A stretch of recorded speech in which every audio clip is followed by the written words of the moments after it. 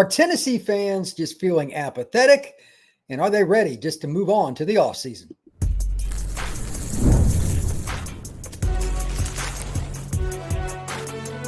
You are Locked On College Crossover, part of the Locked On Podcast Network. Your team every day. This crossover edition of Locked On Vols and Locked On the Portal. I'm your host, Brian Smith, longtime college football recruiting analyst. Thank you for making Locked On the Portal a part of your day.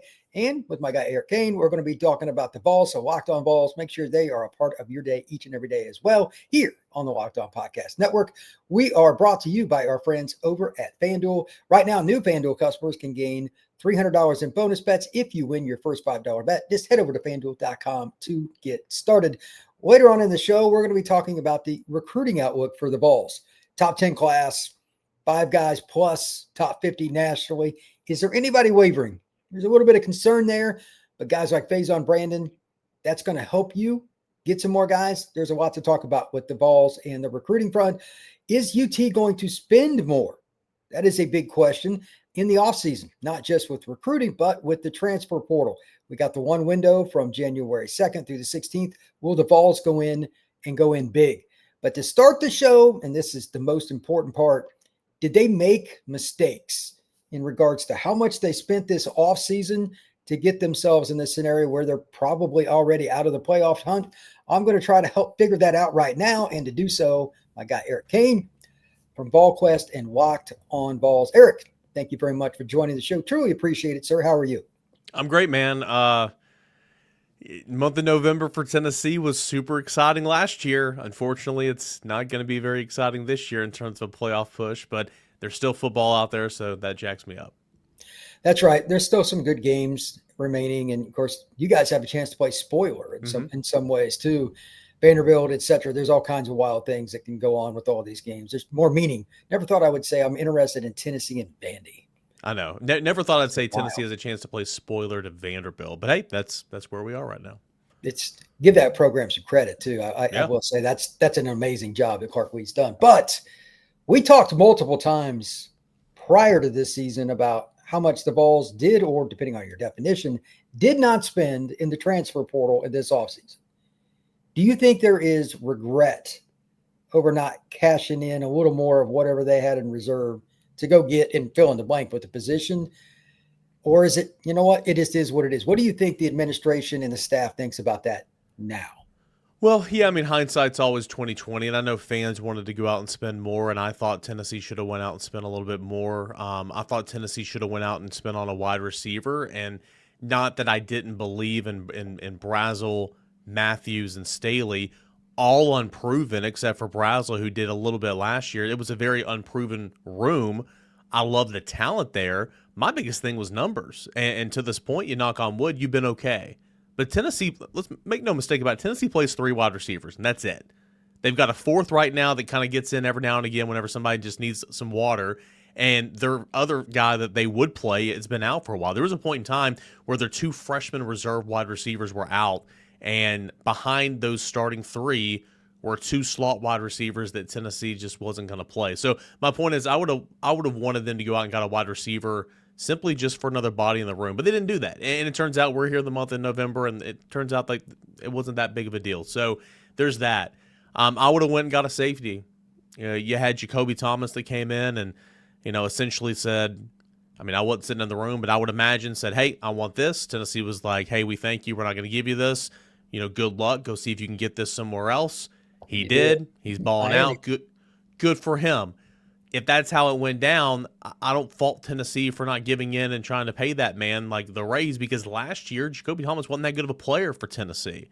Tennessee had a couple other safeties, but fact of the matter is Tennessee just needs more playmaking ability at that position. So I would have liked to have seen Tennessee gone out and got another safety. They went out and got Colton Hood, and thank God they did. I mean, where would you be at cornerback with the injuries right now without him?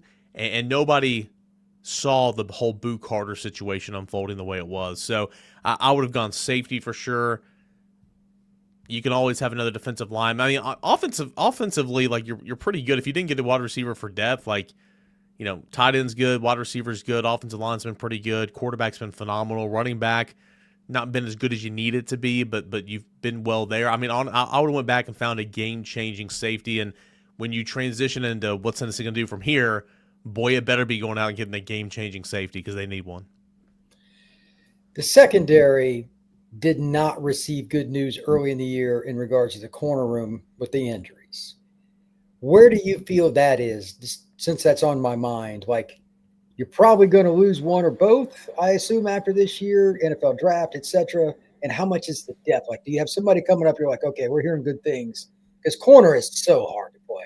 It's this world, it's hard. Corner's hard, and I think you should go out and get a corner as well in the portal for depth. Now, McCoy's going to be gone, and we'll see if he plays anything else, this season. He hasn't yet, and he's been been doing more and more on the practice field. With Tennessee out of the playoff now, somebody in his ear saying, hey, man, what are you doing? Like, what do you – I don't know. We'll see how that unfolds. McCoy's gone. Ricky Gibson would have been gone, in my opinion, but if he would have played. He played like 15 snaps this year. That's it. So he'll be back, and that's good because I think Ricky Gibson is a good corner. I think the combination of McCoy and Gibson, probably the best corner combo in the SEC, but they never played together this year. So Ricky Gibson will be back. You'll have Ty Redmond, who is a true freshman. He's been picked on a ton this year, but he's played almost every snap at cornerback all year long. You tell me as a sophomore that's not going to benefit that cat?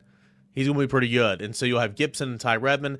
Not a whole lot of depth behind those guys because I'm expecting Colton Hood to go to the NFL draft. We'll see. I think you got to strike while the iron's hot right there, and it's really, really hot for him. So if he goes for sure, I would go to the portal and get a corner just for depth purposes, or somebody just to kind of come in and compete. Maybe a guy like Jalen McMurray a couple years ago came in from Temple, competed, played with McCoy and Gibson. They got a couple of freshmen, but that haven't really played an awful lot. It's pretty much been Colton Hood. Now, consider this. Colton Hood and Ty Redmond, who were your third and fourth corners, have played pretty much every snap at corner this year. So, I would add a corner for sure because I'm expecting McCoy gone, Hood gone, and Gibson back. If you've got that, it brings up the obvious question then. Tennessee against Oklahoma, that was kind of a weird game. Obviously, OU had the defensive score. Just weird things happened. Which is football. It's one of the reasons it's so exciting. You just never know. You throw for – if I said to you, Eric, before the game, you're going to throw for 390-ish, what do you think your odds of winning are? I mean, I already know what you would say. I know we're going to win by, I'd say 95%. It's just weird. So, Brian, did you see the first half breakdown? So if you look at the comparison, I know this is old news now, but just to further your point, man, the first half breakdown, Tennessee – trailed 16-10, outgained Oklahoma 255 to 99 yards. Tennessee had 18 first downs. OU had 5. Tennessee converted on 5 third downs. OU converted on 1. Passing yards, Tennessee had 211 passing yards. OU had 44. Tennessee dominated the first half, yet because of those turnovers, they were trailing by 6 heading into the break, and obviously that was the story of the game. X-Rob got going a little bit more in the second half and all that, but their passing game is just all over the mark. It was weird, but if you have that many turnovers, you can lose any game. So that brings me to this, man. The offense quarterback situation, is he going to be back next year? And if not, would you at least bring in how do you think it would go if the Vols brought in another quarterback? I mean, I don't think he's bad, but he does turn the ball over some. You know what's funny, man, and I get it. That was his stigma coming to Tennessee from Appalachian State. The turnovers, and the turnovers the other night, not good. The turnover before halftime in Alabama, not good. Catastrophic, right? But he's thrown 8 picks, and I'm not trying to sit here and be a Tennessee homer, but one of them earlier the year against Georgia, Braylon Staley fell down, the ball went straight to the defender. True. What are you going to do? Through 2 picks against Mississippi State, the ball was off Miles Kitselman's hands. Make the catch. Threw a pick against UAB when, first of all, it was pass interference, but also the ball was just batted up into the air, and it was in the air for 10 seconds, and a linebacker just went and camped under it. So, they've been kind of weird picks, but certainly there have been some picks where it's dude, what are you doing, man? But that's not been consistent. That's not been him all year long, and so it's been great. To answer your question, can he come back next year? I don't think so. Diego Pavia, I didn't think could come back last year.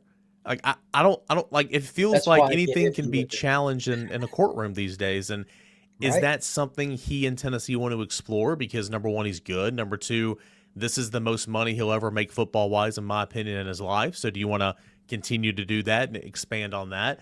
I don't know. Like for right now, the answer is no, unless they challenge it. What's the case look like? We'll see. But nothing would surprise me in that regard. If he's gone, you have Faizon Brandon coming in, 5-star quarterback who you're very familiar with. You have George McIntyre on campus right now. You have Jake Merklinger, who's the backup. Everybody feels like Merklinger's probably a portal candidate simply because of who's coming in, how highly they view George. Everybody kind of views Merklinger as kind of a portal candidate. We'll see what he does. If he or George were to hit the portal, Tennessee would have to bring in somebody because you can't go into next year with 2 scholarship quarterbacks. And I think you should bring in somebody in either way just to be a veteran, calming presence and someone to go and push those guys. You know, David Sanders playing football this year because Tennessee thinks he's good and Tennessee invested a lot of money in him. Faizon Brandon's going to play football. How much? Can you accelerate his growth by allowing him to sit with a clipboard for 5 games? I don't know. I'm just trying to think out loud here. I feel like Tennessee would need a veteran in the room at quarterback. So it's going to be interesting, man. I'll be intrigued to see what they do, especially if Joey Aguilar is back. But I don't think that he is, at least right now, unless something changes. When we come back, we're going to continue this discussion. Transfer portal for the Vols. That is next on this crossover, Locked On Vols and Locked On the Portal. Today's show is brought to you by DoorDash. DoorDash is the big weekend opportunity because every weekend you can win with DoorDash because you know what? DoorDash Streaks, you got to keep that streak alive, saving more every time you order. These players delivered when it mattered most, so let's break it down. Edwin Spillman. Well, the Vols did not win last weekend. This is a young linebacker that's good. 9 tackles, pass breakup. He had a half tackle for loss, and he's only a redshirt freshman. Tennessee fans should be excited about him. I know he was a kid that was really highly recruited. He's a local guy. This is a good thing for Tennessee football. They got some future on the defensive side of the ball. And just like Edwin Spillman delivered for Tennessee, DoorDash delivers for your Saturdays with DoorDash Streaks. You save every Saturday you order, stack it up all season, and you could save up to $250, including $100 in DoorDash credits. Order this Saturday, keep the streak alive, and fuel your game day with DoorDash. Term supply promo good through November 18th. Thank you once again for making Locked On Vols and Locked On the Portal a part of your day, each and every day, right here on the Locked On Podcast Network. I am Brian Smith, joined by Eric Kane.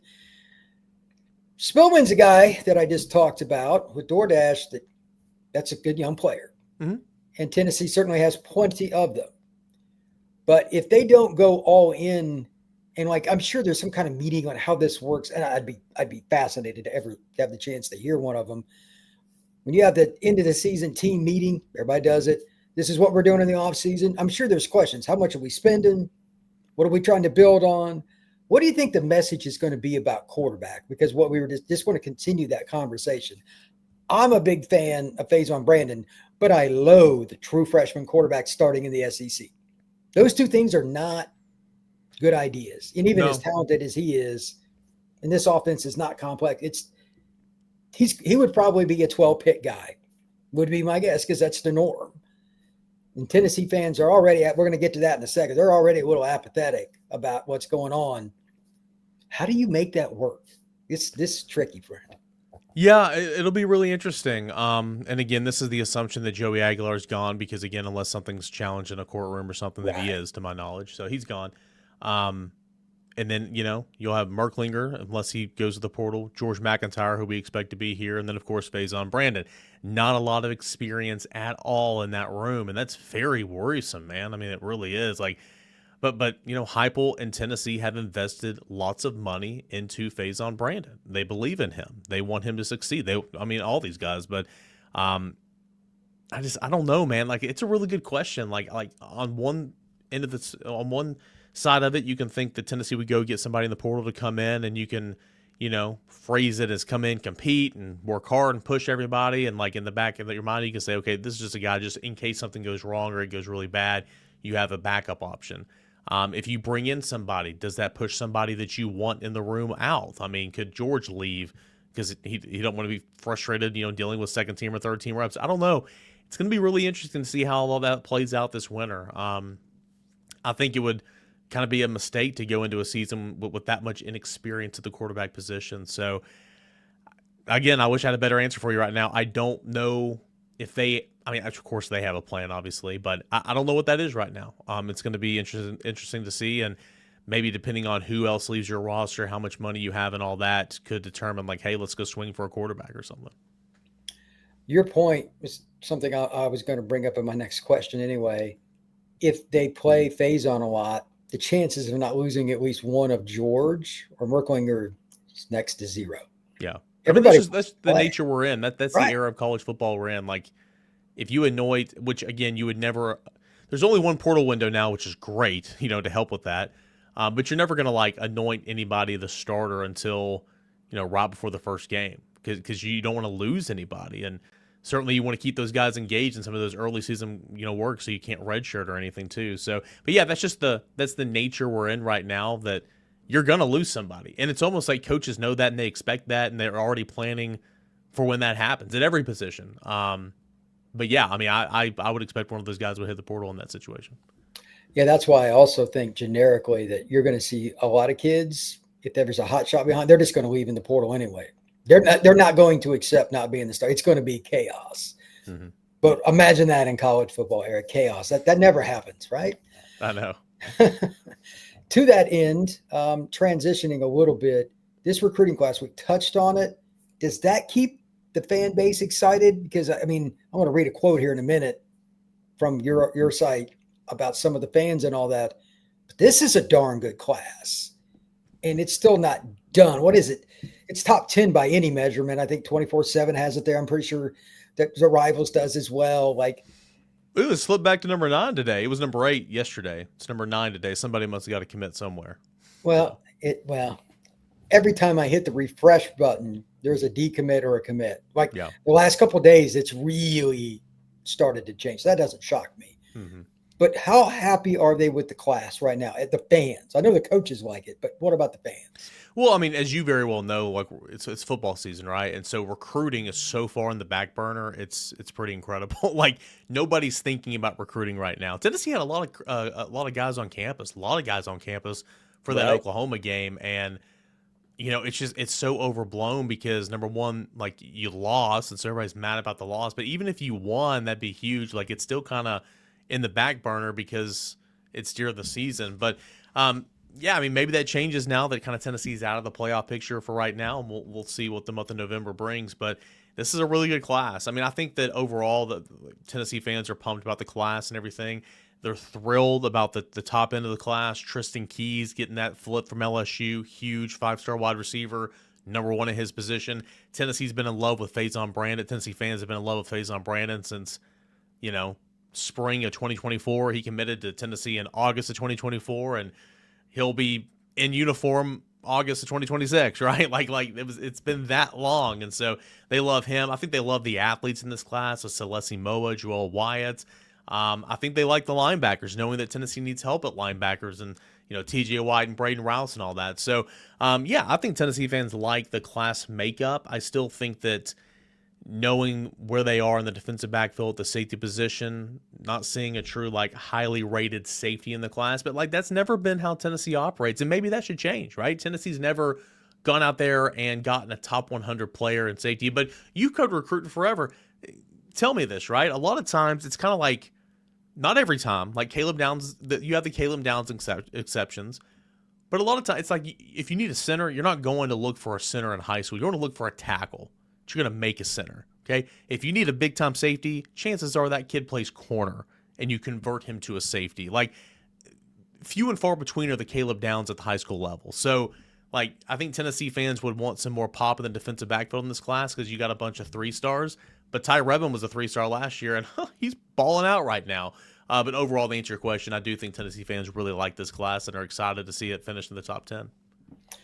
Yeah, I think it's a good class, and I don't think it gets discussed enough. And as a reminder to all fans and anybody listening or watching this, signing day is December 3rd. That is 4 days after the last weekend of college football concludes. So we're less than a month away, And on top of that, it's silly season. There's going to be something go on with somebody.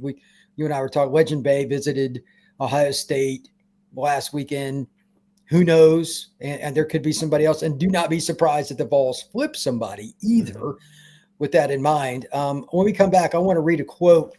You just kind of talk about what it seems to be a little bit of an apathetic feel. Some Vol fans, maybe their expectations were too high. I want Eric's opinion on that. That is next here on this crossover, Locked on Vols and Locked on the Portal. Today's show was brought to you by SupplyHouse. When the opening whistle blows on a new repair, get your crew moving forward with SupplyHouse. Order today and see parts on your doorstep tomorrow. Over 280,000 plumbing, HVAC, and electrical items from the most trusted brands in the business. The real-time inventory and honest lead times keep you from punting on projects, while their industry-leading customer service always has your blind side covered. If you need it next day, SupplyHouse is there for you. If you need help trying to figure out what you need, they can do that. And they even have 3D schematics to help you figure out everything that you need to get the right parts. Join the TradeMaster program today and score serious perks like priority shipping, lower prices, and dedicated support line. Visit supplyhouse.com to sign up for free and use promo code SHCollege5 for 5% off your first order. That's supplyhouse.com. Real people and real service. All right, Eric, scale 1 to 10. After the loss, I'm sure your postcast show was entertaining from a comment section area. Over 350 comments. It's the only show that has done well numbers-wise this week.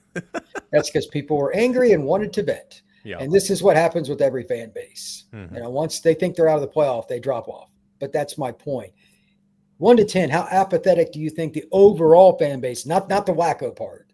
Those people are always mad about something. Yeah. What do you think? 10 being like we just don't care. Like what? I have a hard time believing that because Tennessee's got such a dedicated fan base. But where do you rank it? I mean, I think it's less than 5, meaning like everybody's still pumped. Not pumped. Everybody's still engaged. Everybody still cares. Because you're right. Tennessee has such a large, loud, dedicated, they do. Passionate fan base. So you mean to tell me all that's just going to be turned off? Like, oh, we're done? I don't think so. Now, might be upset, be saying things that aren't true or just speaking out of frustrations and stuff. And that's all, I say this all the time. Fan, short for fanatic, is what it is, right?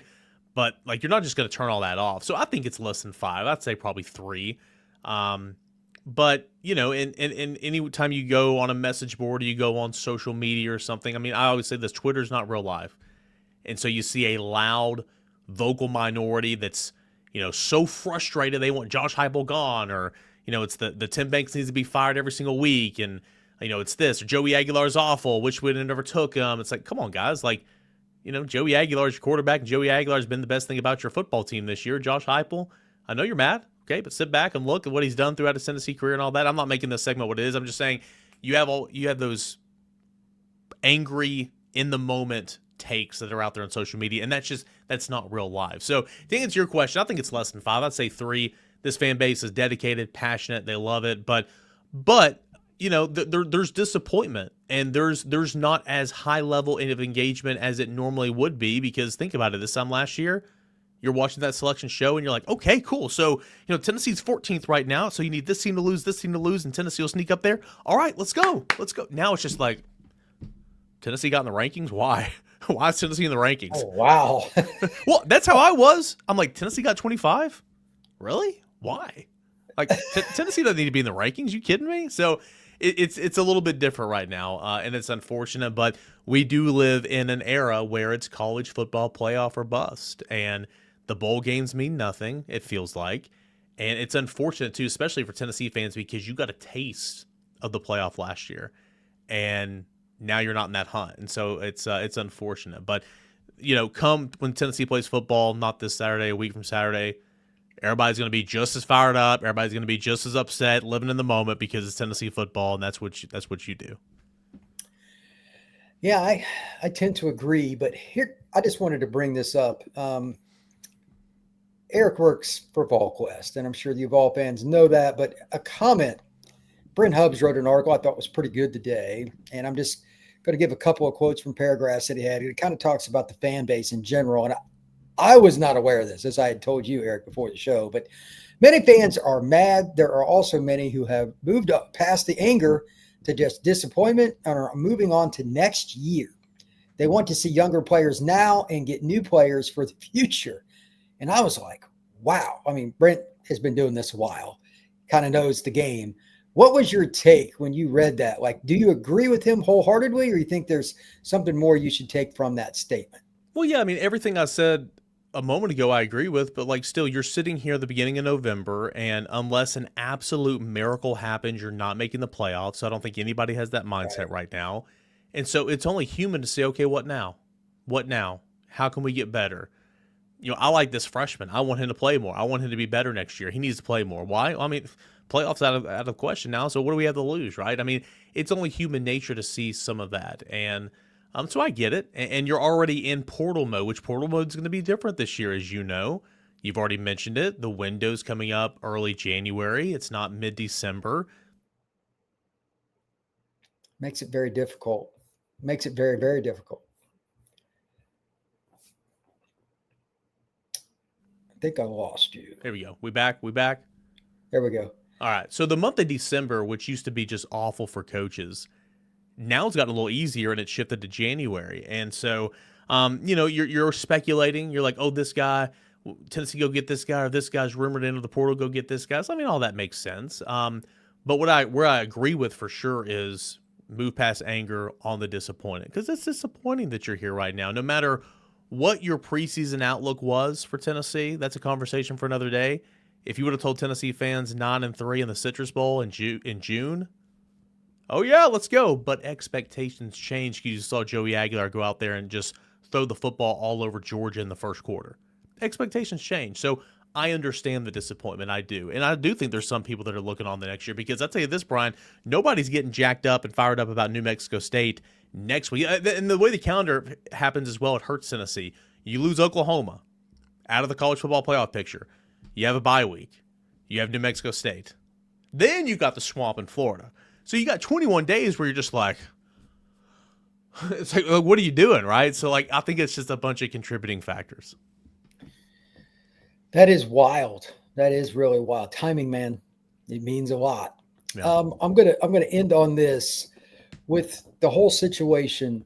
Do you feel better now than you thought you would at this time with the roster? Because obviously with Joey, if he gets to come back next year, like, they're a top 10 team, I would assume. And again, I totally agree with your comment earlier with the way the court system and everything, where I have no idea if he's going to be back. I'm not touching that with a 10-foot pole. Yeah. But if they get a quarterback, whether it's Joey or not, do you feel better about this roster now than you thought you probably would have, like fall camp? Because you guys got plenty of intel. Are you further along than you thought you would be? Yeah, I would say yes. I would say very disappointed with the defense this year, because the defense was supposed to be good. Knew it wasn't going to be elite like last year, but and again, you had injuries. We talked about that, and not just a cornerback. You had a bunch of injuries on the defensive line, linebacker. Like, it is what it is, though. But still, the overall production for the defense has just not been there on a consistent level outside of some sacks and some defensive takeaways and touchdowns. So I would say I'm disappointed in that regard. But having said that, too, I'm excited about Ty Redmond. I'm excited about Edwin Spillman and Jaden Perlotti. Golly, man, Jaden Perlotti, sign me up. Dude is a player, and I can't wait to see him play more football. Tennessee's always going to have a good defensive line. Offensively, you'll lose Brazel to the NFL. You'll bring back Matthews and Staley. You'll bring back Ethan Davis and two freshman tight ends you love. You bring back Deshaun Bishop, Peyton Lewis, you assume, and you got DeJuan Morris that you really like. I mean, skill-wise, Tennessee's good. Offensive line-wise, you feel great about Jesse Perry, who was a big-time unknown this year. Lance Herb bounced back. Yeah, like I think you feel much better about where you are personnel-wise and from a roster standpoint than you did before the season, for sure. It doesn't mean you're not disappointed in some areas of, you know, how it's transpired this year, but yeah, I mean, I like this. And again, that's why you're almost more frustrated with everybody wants to compare the defense to 2022.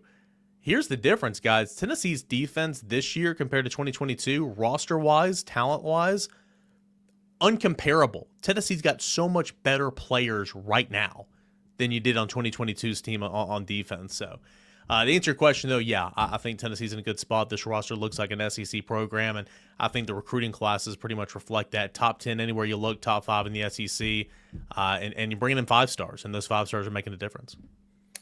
All right, Eric, I appreciate everything. This is a lot of knowledge. As always, enjoy doing the show with you. Please tell everybody where they can find your work. Yep. Anywhere you get your podcast, YouTube channel as well. Anywhere you listen to your podcast, Locked On Vols. And we're kind of wandering through the wilderness right now during the bye week, and we will to an extent against New Mexico State, but we'll be back at it. Everybody's going to be fired up when Tennessee plays Florida in a couple weeks. So come check out our work there, Locked On Vols. Absolutely, my friend. You can check out the Portal Podcast wherever you get your pods, YouTube, Spotify, Apple, and more. We will talk to you again soon.